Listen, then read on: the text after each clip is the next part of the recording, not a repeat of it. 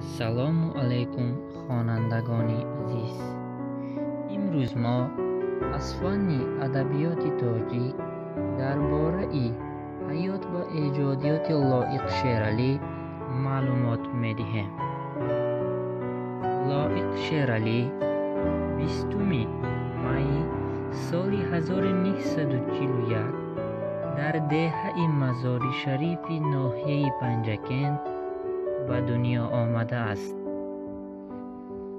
لایق شیرعلی پس از به پایان رسانیدن تحصیلات ابتدایی در مکتب روستایی خود به شهر دوشنبه آمده و در دانشگاه آموزگاری شهر دوشنبه تحصیل نموده است.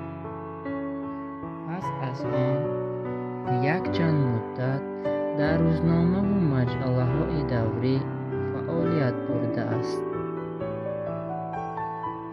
نخستین شعر استاد لایق شیرعلی با نام نام در سال 1959 در 9 شماره ماهانه صدای شرق به چاپ رسیده است. مجموعه و کتاب‌های شعری استاد لایق شیرعلی در سالهای مختلف تحت عنوان‌های سرسبز، من و دریا، الهام، کلیات، نوشاباد، ساحل‌ها، خاک وطن، ریز باران به چاپ رسیده و مورد استقبال مخلصان بیشمار گردیده است.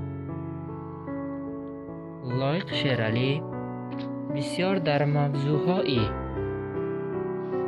حفظ حافظی تاریخی، خودآگاهی و خویشتن‌شناسی، افتخار با گذشتگان، وطن و وطن دوستی، عشق و محبت پاک انسانی، مهر و محبت فرزند و مادر موضوع مهم اشعار لایق به حساب می رود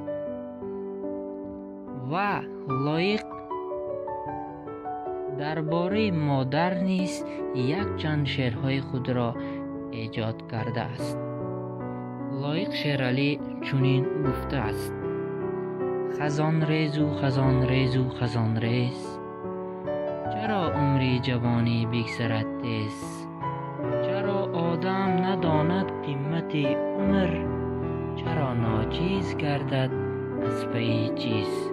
استاد لایق شیرعلی سال 2000 از عالم گذشته است.